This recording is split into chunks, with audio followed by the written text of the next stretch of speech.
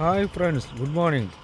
உங்களுடன் ஸ்டாலின் அப்படின்னு ஒரு அற்புதமான திட்டத்தை முத்துவேல் கருணாநிதி ஸ்டாலின் அவர்கள் தொடங்கி எல்லா மாவட்டங்களையும் பண்ணி நடத்திக்கிட்டு இருக்கிறாங்க. இதில் முக்கியமாக என்ன பண்ணுறாங்க, ஒரு 42 துறைகள் வந்து மக்களுடைய தேவைகளை அறிஞ்சு அதை வந்து நிவர்த்தி பண்ணி அவங்களுக்கு செஞ்சு கொடுத்துட்ருக்காங்க. இந்த பேர் எப்படி வைக்க முடியும், உங்களுடன் ஸ்டாலின் எப்படி நீங்கள் பேர் வைப்பீங்க அப்படின்னு சொல்லி முன்னாள் அதிமுக அமைச்சர் சி வி சண்முகம் அவர் வந்து இப்போ தற்போதைய ராஜ்யசபா எம்பியாக இருக்கிறார். அவர் வந்து ஒரு கேஸ் ஒன்று ஃபைல் பண்ணுறாரு உச்சநீதிமன்றத்தில். அதில் ஹியரிங் வரும்போது என்ன ஆச்சு அப்படின்னா, ஜட்ஜையா கேட்குறாரு, இந்த பேர் வைக்கிறதுனால என்ன பிரச்சனை இருக்குது அப்படின்னு கேட்கும்போது, இல்லைங்கய்யா, எல்லா திட்டத்துக்கும் ஸ்டாலின் அவர் பேரே வைக்கிறாருங்க, இது வந்து சரியாக வருவாது அப்படின்னு சொல்லி வாதிடுறாங்க.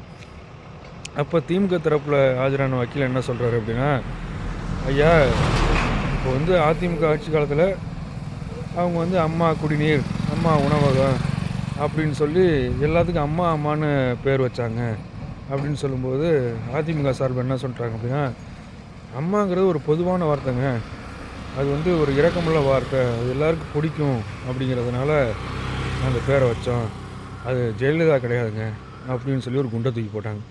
இதை கேட்ட நீதிபதி, இந்த பிரச்சனையில் நீங்கள் வந்து பொதுக்கூட்டம் போட்டு முடிவு பண்ணிக்கோங்க, அங்கே போய் கத்தி கூப்பாடு போட்டு பேசுங்க, எங்கள் கோர்ட் நேரத்தை வீணடித்து இதை ஒரு கேஸாக ஃபைல் பண்ணி இதை கொண்டு வந்திருக்கிறீங்க அப்படின்னு சொல்லி அந்த சி வி சண்முகம் போட்ட கேஸை வந்து தள்ளுபடி பண்ணி ஒரு 10 லட்ச ரூபா அபராதத்தையும் போட்டு அனுப்பிச்சி விட்டாங்க.